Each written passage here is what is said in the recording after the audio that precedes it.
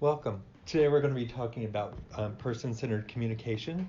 We'll be going over several different things from active listening, talking without saying words and communicating that way, things that help with communications, things that will hinder it, and working with patients who have dementia or cognitive impairment and how to communicate with them. Mm-hmm. And Sarah and I will tag team occasionally. So to begin with, active listening, it's different than just hearing. Like when Sarah talks, normally I hear her, but I don't know what she said because I don't listen. That's not always true. So active listening is actually paying attention to what the other person is saying and making an effort to listen to them and that you're engaged. It involves quietening your internal voice. Mm-hmm. A lot of times when we're chatting with friends, when they're talking, we think of something else. Oh, I want to say this while they're talking. But with active listening, you kind of silence that and you're just listening to the other person. It will include other ways to engage with people and reflecting back what they say, but also withholding your own beliefs and judgments and just being present. So some steps to active listening are paraphrasing. So that's just, you listen to what the other person said and then kind of saying it back to them, but in your own words. Like, Sarah, you heard me say that I wanted some chocolate cupcakes. Mm-hmm.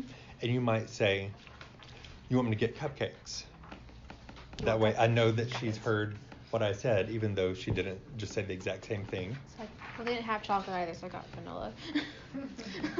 Yeah. Sorry. That's the strike against you. I guess she didn't listen. She didn't. I didn't. I looked for like 2 seconds. I was on a time crunch. And then the next one is reflecting, which is you're describing the underlying emotion that goes along with what the person says. And like I could say, I can't believe you didn't get me chocolate cupcakes, Sarah. You sound very disappointed right now, Reid. I am very disappointed. Okay. That's a way to reflect.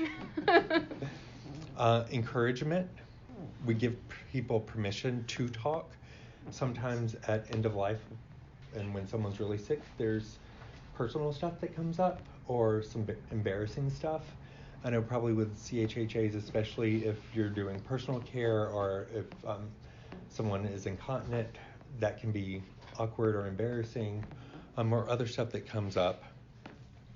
And just, if you see someone like they're wanting to say something, just giving them permission, saying, it's okay to say it. If it's embarrassing, I'm not going to judge you. I'm not going to laugh at you or anything. So feel comfortable talking if you do want to say something. And then I always add that if you don't want to say either, that's okay too. And sometimes just that permission to talk or to not talk creates a sense of safety so that maybe they will open up, even if not right then. Mm-hmm. Prompters are short phrases that let the person know that you are listening to what they're saying. What's an example of a prompter? That lets the speaker know that you're listening. Mm-hmm. Just saying like word wise, mm-hmm. like oh tell me more about that, or like tell me like okay well like maybe ask like a lot of furthering questions, and depending on the situation, yeah, that's what I even did that today with a patient. He wanted me to leave already, but I weaseled my way back in for another 30 minutes. I'm trying to remember how it went. Yeah, he didn't want to talk anymore, and so sometimes it's just even talking about something random or just talking about something small that's not as scary for them to talk about, and then kind of bring it back around to what they're talking about before. Like, I know we didn't want to talk about it, but I remember you were saying this. Can you tell me more about that? And then he actually opened up a bit more. Yeah. Just let them go more at their own pace. It can help, yeah. And that seems especially true with men. A lot of times we don't like to talk, especially if it's touchy-feely stuff. So one way that men engage is through watching TV, often sports, or a movie. And so while you're watching the football game or whatever, like, can you believe that happened? So how did that job interview go? Or, it's just little side conversations. But it's a safe way to engage, and it's a safe way that you don't just have to, let's talk about your feelings. Yeah. What was it like when you did that job interview? Yeah. And then the last one I have here is, apparently I have to rename it, gurgling. It's what one of my professors in undergrad called it. Apparently she's the only one in the world who called it that. So, I don't know, nonverbal vocalizations or something? I call it vocal fillers. Vocal fillers. Yeah. That sounds better. Should we call it girlings? The girlings. Girling off there with Girlings. it. There we go. Girling. If you'd like to. You can name something after me. It's fine. So, these, whatever we call them, are nonverbal sounds that we make while someone's talking that show we're interested and listening, like, uh-huh, oh, maybe not the face that I just made. That was very judgmental looking. But those sounds that you're not saying words, but it's obvious that you're listening. Yeah, and that you are in the, Engaged. In the conversation. Yeah. And then some nonverbal communication. The way you position your body, the way you're interacting, just the way you're holding yourself, can communicate a lot, and without words. So often, one of the biggest ones that I hear is someone doing this with their arms crossed, which that can send the message of, I don't want to talk to you, I'm not feeling safe with you, so I'm not gonna talk. It can also mean I'm cold. Yeah. And so whenever I see someone doing this and we're talking, I'll ask, are you cold? And either that gives them permission to say, yeah, it is chilly in here, or like, no, which usually is a sign that, no, I don't really want to talk right now. So being aware of that.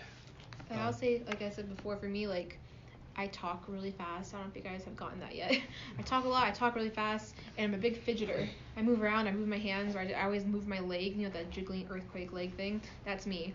So I realize when I'm with a patient or doing therapy or whatever, I can't be that way. It's distracting, and it can come off that I look kind of bored, or I'm just thinking about other things. So for me, I have to really, like, slow my words down, be aware of my body, keep my hands usually in my lap or something. Because even if there's a pen, I'll start flicking it, or, you know what I mean? So just kind of being really aware of, like, your movements, and, because, depending, like, the last orientation we did, a couple of days ago, she was saying, too, it's, like, a cultural thing. Like, they say, like, Italians love to move their hands and talk really loud, but it can be distracting, and just kind of being really aware of how you're coming across, and, sitting really, like, still and stuff. So, yeah. Yeah, and so it goes into kind of what she was just saying, and then your full body posture. If I'm leaning like this, I look not engaged, like maybe I don't care so much about what you're saying. Either sitting up straight or leaning in. Like if you're talking to me and I lean in like this, it's probably clear that I am listening to you and that it's interesting and that you have my full attention. You don't always have to do this to everyone whenever you're talking to them, because it gets kind of intimidating. Yeah. Like eyes. And eye contact. Eye. Yeah. And this one is kind of cultural too. For a lot of people, especially Caucasians in the U.S., making eye contact is a way to let people know that you're engaged with them, you're listening, and you're paying attention. To some people, it's offensive, it's aggressive. So I try to notice what the person I'm talking to, how they're doing with their eye movement, and try to match that. So mirroring. Yeah, mirroring what they're doing. Touch. What's touching, right? Aren't we not supposed to touch anybody? Well, yeah, it gets touchy. It gets No pun intended.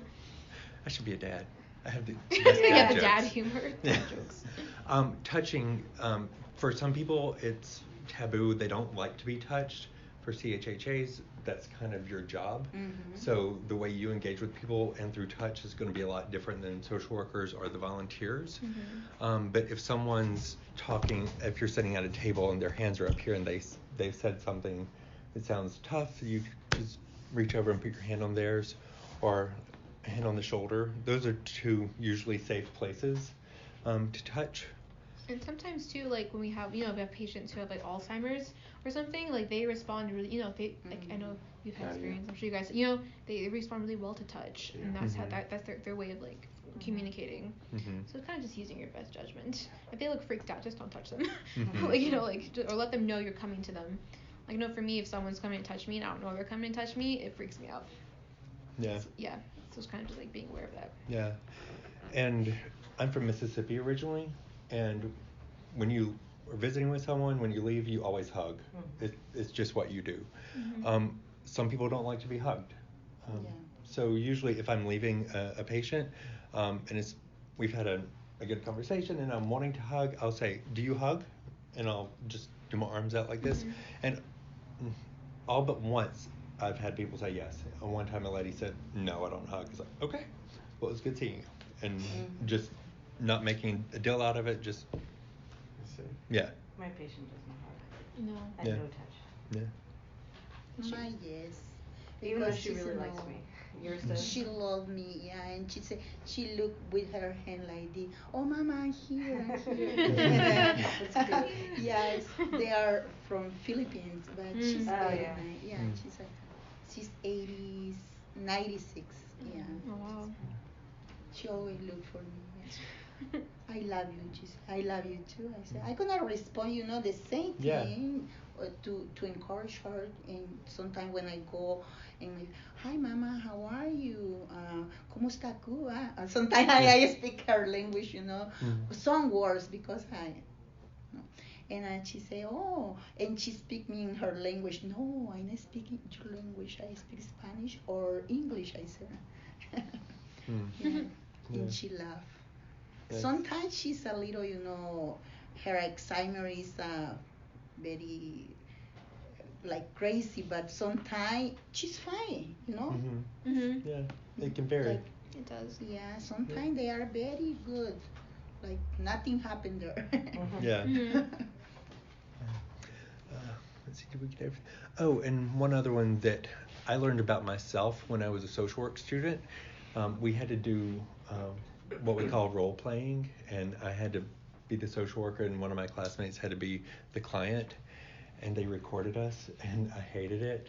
But it's a great way to learn what you're doing, and especially, and I learned this. When the person was telling me something intense or overwhelming, I was just like, oh. I didn't say anything. And so I learned that I need to pay attention, and that if someone says something intense or heavy, to be aware, don't lean back, don't lean back, don't lean back. And so that's my own personal thing that I had to learn, and nonverbal that communicates. Like we were mentioning, being aware of cultural differences with eye contact. I had one patient who was, I forget which country. He was somewhere in Asia, and you weren't supposed to touch his head. That was very offensive and insulting to touch his head. So the CHHAs had to work with him on helping him bathe and shower and clean his hair, because he was kind of weak. Not kind of weak, he was weak. And so just moving his hands up to wash his hair was too much. So in that case, they were able to help him do a little bit, and then finish it with him, and had permission. Like, "Can I help you do the rest?" or something like that. And for him, that was okay. So he was still doing some of it himself, and it wasn't just automatically doing it.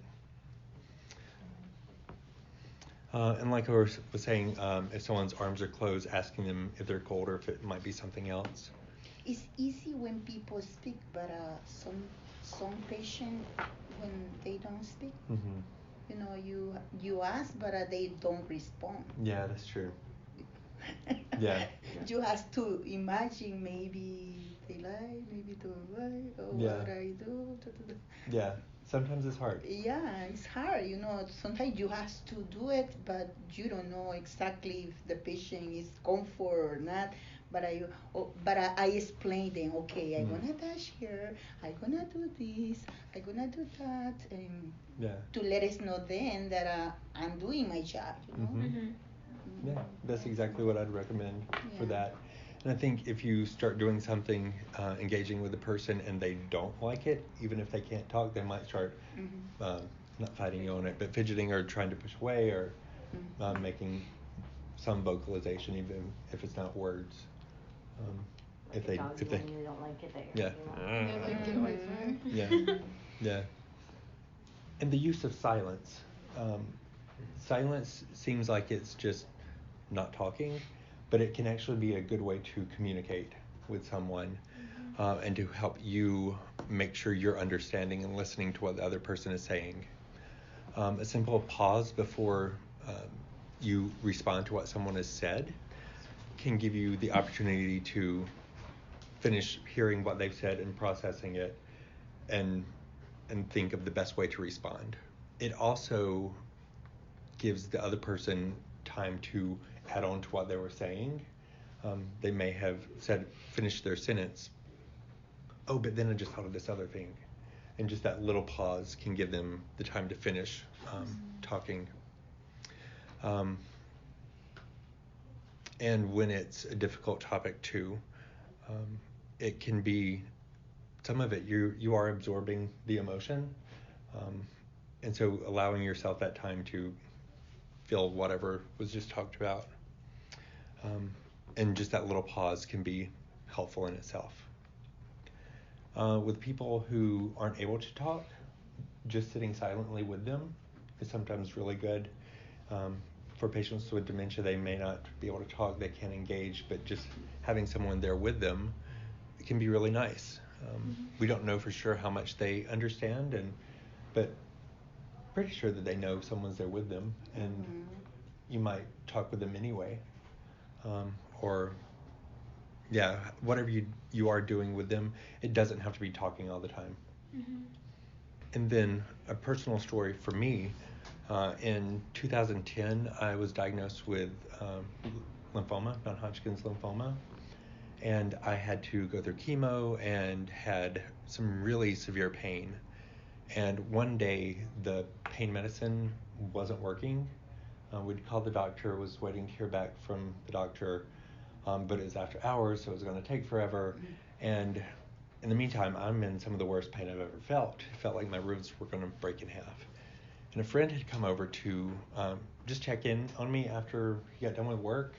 And when I got there, he saw how much I was in pain, and he tried to do something and call the doctor again, but then we were just waiting, and he's like, there wasn't anything to do, so he just sat there. And for a long time, he just sat there, and I was hurting, but my friend was with me. And to this day, I don't remember the pain.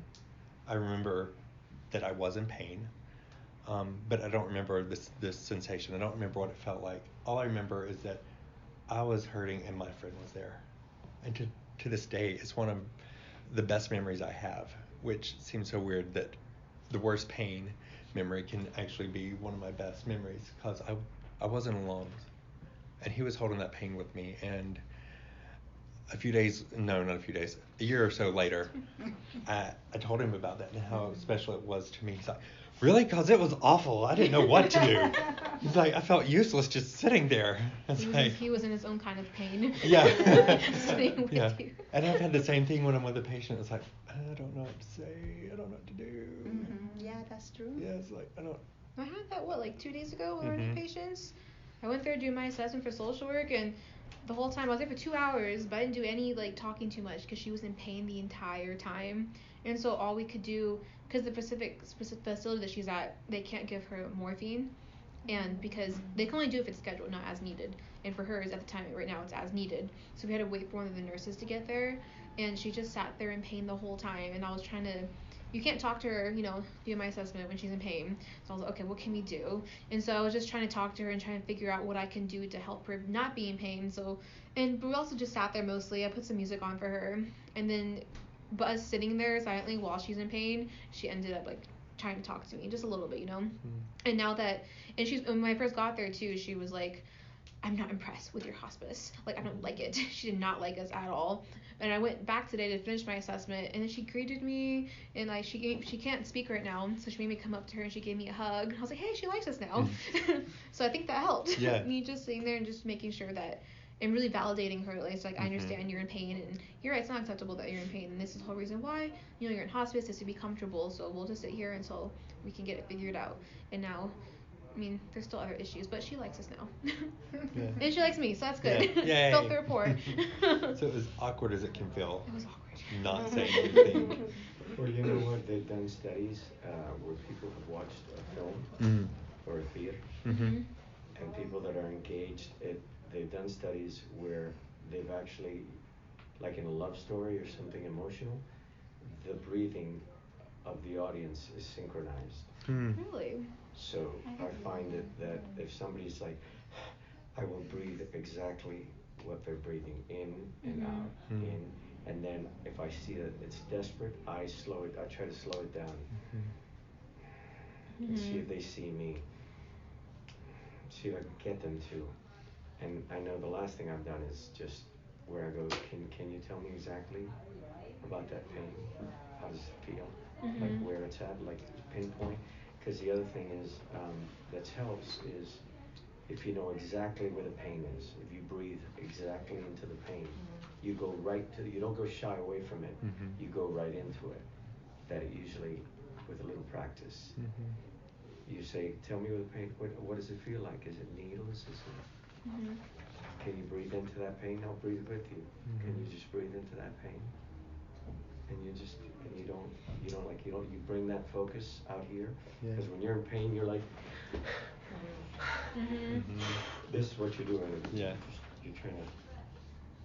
Yeah.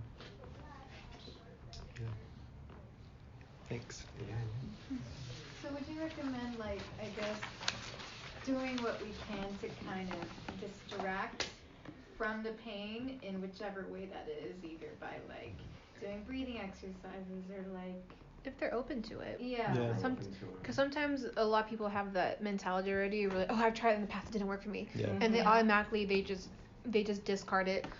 But sometimes it depends on the rapport. I feel like the person, because I feel like now, like one of my patients I have now, he's very resistant to every single like thing I offer. And today I finally got through to him, but sometimes you just have to tell them straight up, like, look, if you're not gonna, of course it's gonna hurt because it's not gonna work because you're not letting it work. So we'll just try one more time, and if not, then we won't have to try it ever again. Let's just try just one time and see what happens. And it worked. So I would just say and you can tell when you're in the room, like, when to push and when not to push. Yeah. Because sometimes you're able to, and sometimes you just know, like, if you push, it's just gonna make it worse. Yeah. Get out. Yeah, they're gonna be like, get out. Like, okay, sorry, I'll come back. See you next month.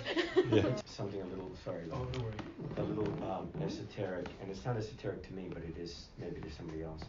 But you just go like, somebody says pink elephant, you think of a pink elephant, right? I go, there's a space sometimes from years of meditating where your breath is completely gone, and there's a moment, there's a pause between your next inhale. Just think about that for a second. And when you're breathing, just see if you can concentrate. Just relax. In that space between, when you slow it down, there's a minuscule moment between the out breath and the in breath.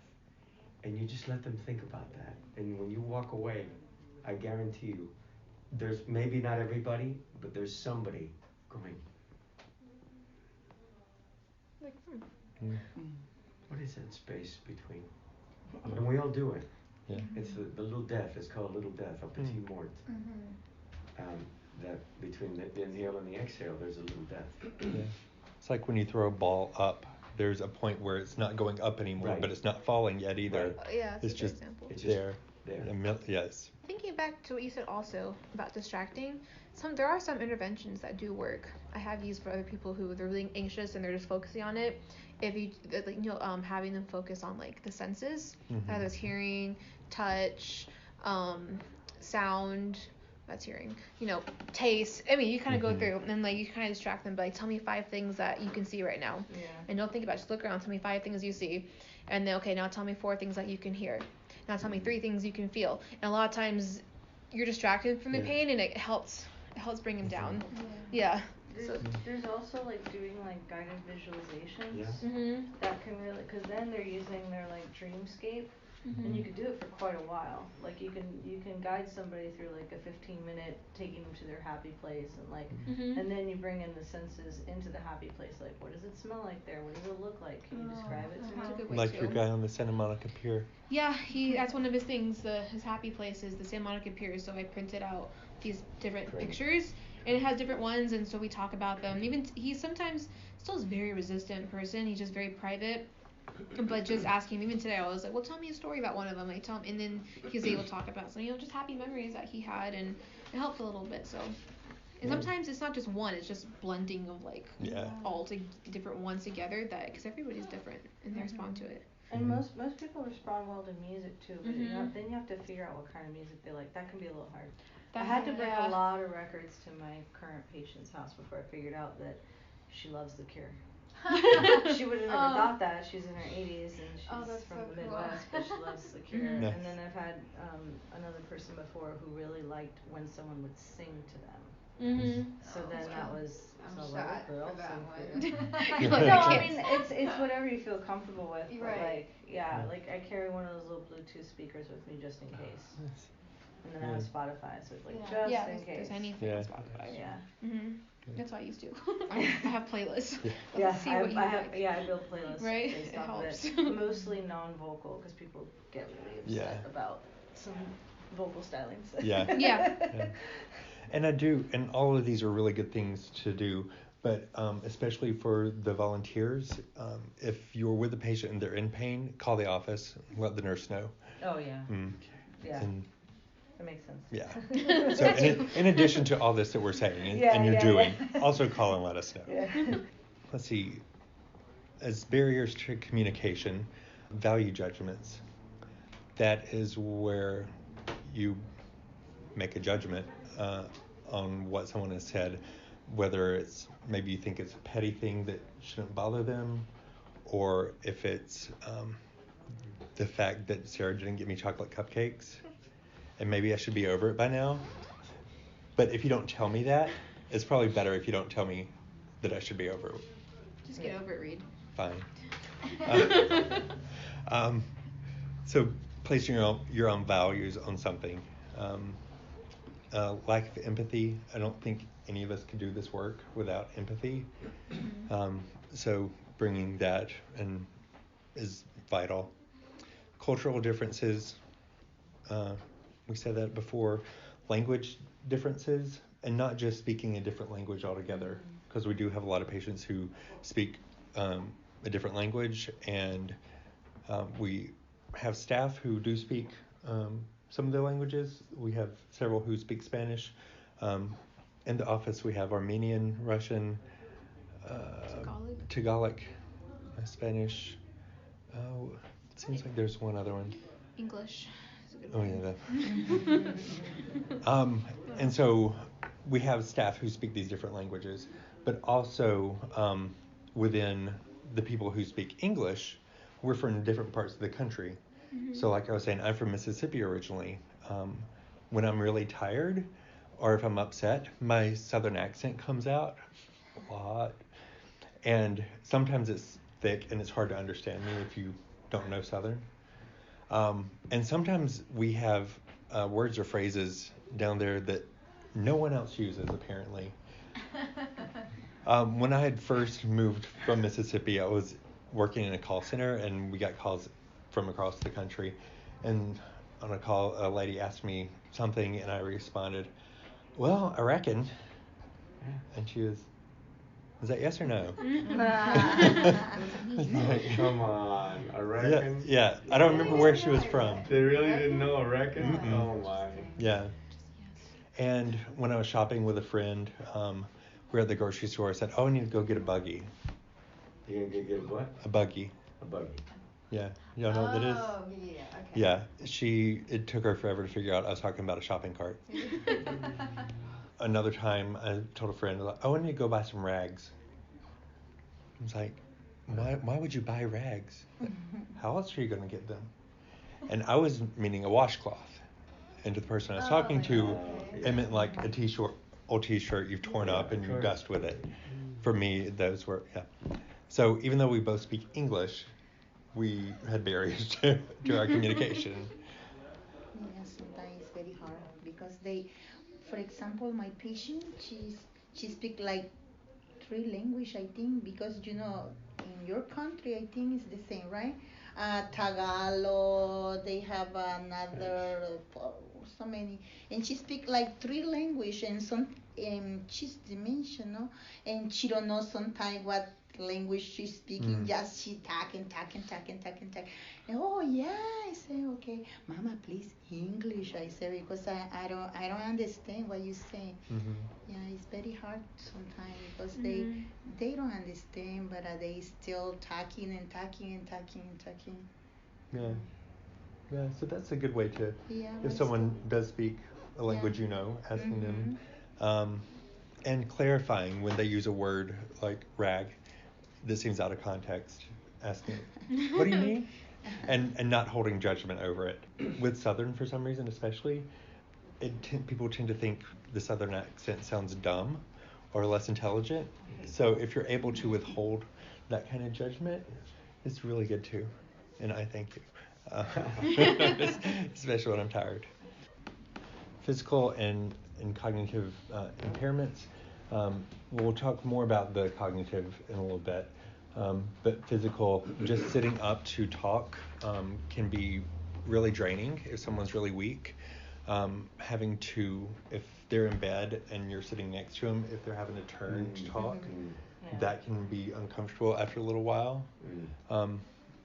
And so being aware of that and trying to make sure you position yourself somewhere where it's easy for them to see you, for you to see them, and being aware that they might be getting tired and checking in with them sooner than you might someone else. Like some of them too don't have the best vision, and sometimes they can only see you when they're looking a certain way. So trying to figure out where they're like looking at and kind of getting in their eye line so they can be able to see you. I have patients like that. Although I look much better without glasses. Oh, you do. For when people don't have their glasses on. So I'm like, see? You look like a blur. Big improvement. Like a president blur. Some more ineffective communication items, negators. That's like I was saying with the cupcakes, that it's not that big a deal. You should be over it by now. Well, maybe it's not a minor deal. It's a big deal. Yes. I said the same thing this morning with my. I'll bring up. Sorry, no example. I was visiting my patient today, and one of his diagnoses is bipolar, and he gets paranoid really easily.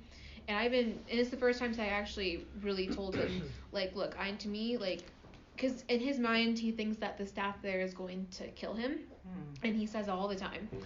And so one of the things I told him today, I validated it. I'm like, look, I understand to me, like, I know that's not true, and I know sometimes me telling you and other people saying to you, like, it's not true, like, they love you, they're not going to hurt you. To him, it's so real, because in his mind, that's just how it works. To us, we know it's completely false, we know it's misguided or whatever. So the way to get around it for me today was to have him stand up, go talk to the charge nurse, and ask them if it was okay for him to stay the night, because he thinks he's not going to make it through the night. Majority of the time, he's afraid to go to sleep. He thinks he won't wake up. But him doing that, like asking him, and the nurse like, yeah, it's cool. Well, you can stay here. We won't kick you out. It's fine. He's like, okay, and he felt so much better. Yeah. So it's really just valid, and it's interesting with someone who's really has delusions. You have to really. You're not feeding into them, but you're just validating it that it's very, very real to them. So okay, yeah. So it helps. You gotta be creative too. You do. You have to be sometimes, because some of the textbook stuff doesn't work with them. Yeah. And it comes with practice. Yeah. You can read it too when you get to know the person more. You know what works and what doesn't work for them too. Some of the other things that are common are cliche, and especially in end-of-life work, it's important to avoid some cliches like, oh, everything's going to get better. Like, well, no, it's not. I'm going to die. Or I'm sure everything will be all right, or just things that are well-meaning, but maybe not true for our patients. And then leading questions are, you don't really want to take that morphine, do you? So it's asking a question, but you're really saying don't. don't take that, and it's a total judgment call. The cupcake. So those were some barriers for communication, some tools to help improve communication. For most people, using open-ended questions, so questions that don't have a one-word response. Instead of saying something like, did you eat lunch? Which is one word, yes or no, to what did you have for lunch? And so that questions like that open up the door so that they can talk more and helps facilitate communication. But for some people, especially if they have cognitive impairment, giving a long answer is too cumbersome, or they're not able to process it. And so, and if they're really exhausted, talking is going to be too much. So asking, did you eat lunch? And just being able to give one-word answers are more helpful for them. So being aware of the person you're talking to and kind of try to know what works best for them. Most of the time we lean towards open-ended questions. Self-disclosure, which is telling us something about yourself or some of your own experience. In social work school, they really beat it into us to use extreme caution when you're self-disclosing for a number of reasons. It can easily become about you and what you experienced and not the patient or the person you're talking to. And in this role, we're not there to talk about ourselves. We're not there to commiserate or tell our own stories, but we're there to listen to them, to support them. But sometimes it is helpful to share your own experience. And I always ask myself right before I say something, that if I'm going to self-disclose, am I doing this for me or for them? Is this going to be more helpful to them or is it to me? And sometimes I do have to stop myself because I'm like, oh yeah, that's for me. I really just want to tell you this thing I did. I ate all the cupcakes. But sometimes, like my story about when I had cancer, if I will use that sometimes with a client, if I'll mention that I had cancer, and it can build some instant rapport. I'm mentally a safe person to talk to, or they know that I get it. And so sometimes it could take 2 or 3 visits before I built that kind of trust with someone. If I can share that and have it instantly, I'm going to do it because it's going to be helpful. So being careful when you use it, but do use it if it's going to be helpful to them. And only ask about topics that you're willing to listen to and to talk about. Nurses and CHHAs, I'm guessing, talk about bowel movements a lot more than the average person is comfortable with doing. But in this line of work, it's something that comes up, and I will ask people, when was your last bowel movement? I don't ask her. No, that's weird. That would be weird. You need to know that. Pretend I didn't say that. But asking, if you're engaging with someone about a topic, make sure it's something that you do feel comfortable talking about, so that you're not just, oh my gosh, and squirming or doing this the whole time. Because it happens. Make you stressful. Yeah, and it's probably going to become stressful for the other person too. Cognitive impairments and dementia is what we see the most often. Sometimes just how fast we talk can be a barrier. I think of it like an old computer. It can still process everything, but it's just really slow at doing it. And so when someone has dementia, at a certain level, they can still understand what you're saying, but you just have to slow down and say it a little bit slower, and maybe put some pauses in there, and then they're able to keep up with what you're saying. Sometimes the amount of information they can remember at one time is declining. Like when you're talking to them about different stuff, like asking them questions, or? Yeah, or if I were to describe this cupcake, if I said the chocolate cupcake with the white frosting and had all the sprinkles on it, that might be too much to remember. Where if I just said the cupcake, they'll know what I'm talking about. Simplify things. Simplify. Yeah, and if I can say something in 3 words and they don't understand me, if I can cut it down to 2 or 1 words instead. Like, are you hungry? You eat hungry, and then the hungry, yes. Like, yes. They get the hungry part. Yeah. Have you eaten yet? That's too many words. Yeah. Eat yet? That can be easier to do. Mm-hmm. The ability to focus can be diminished, so get distracted more easily. The ability to make decisions for themselves can be more complicated. So if you're helping someone get dressed, instead of saying, what do you want to wear today? Maybe if you're holding up like blue shirt, red shirt, and they can pick one of the 2 options instead of just this vague clothes.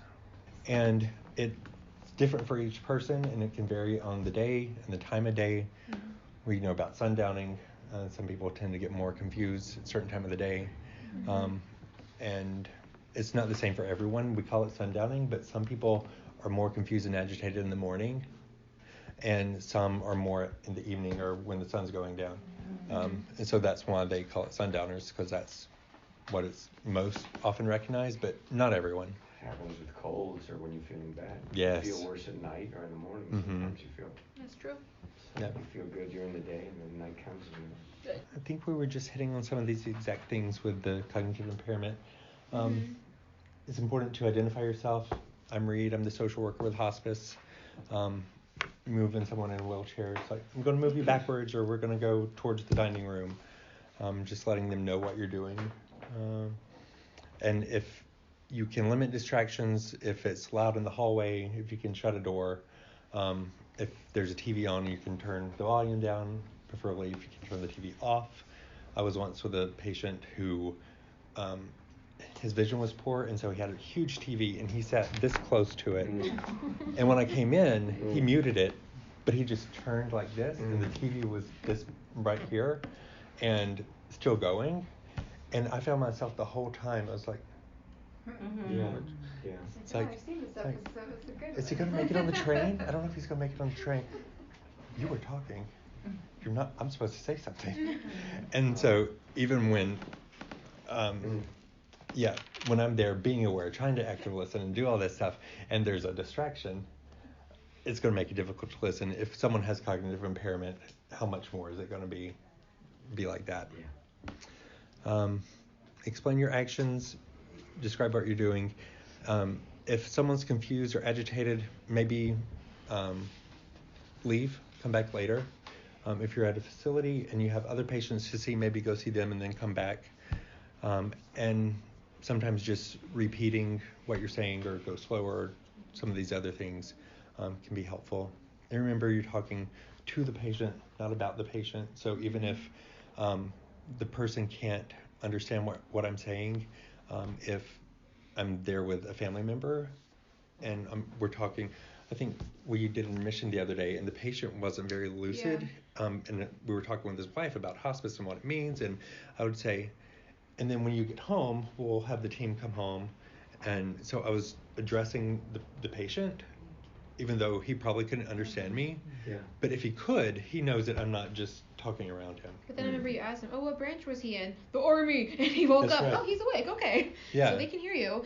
Yeah. We didn't know. For that patient, we didn't know if he was alert or not, because our first time meeting him, we were like, is he alert and oriented, or he's just asleep? He was just sleeping. Yeah. He's completely alert now. So, yeah. That made me feel better that I was keeping in mind what's going on. Yeah. Okay. I think that does it. Do you guys have any questions? We went over a lot, and these ideally are things that you'll do all the time when you're with someone, but not always. No. You don't have to do it all the Right. time. You're going to mess up. Mm-hmm. I still mess up sometimes. Oh, I do. Oh, yeah, you do. Like, Reid, I messed up. wow. Like, I shouldn't have done that, right? I know next time. You should just leave. Turn you to notice. But That's so sad. things to be aware of, things to try to improve on, and do your best. And I even find myself doing it with like friends and family. My mom's like, Sarah, you should have chose a different profession. I'm like, why? Because you're analyzing me. I don't like it. Can you stop? I'm like, oh, I'm sorry. I can't help it. It's just like, not everybody I hear from if I can't watch reality TV shows the same way anymore. Yeah. I'm like, what was your childhood like? What happened to you? And I just want to know, man, that's not very nice. You could have done it a different way if there was active listening.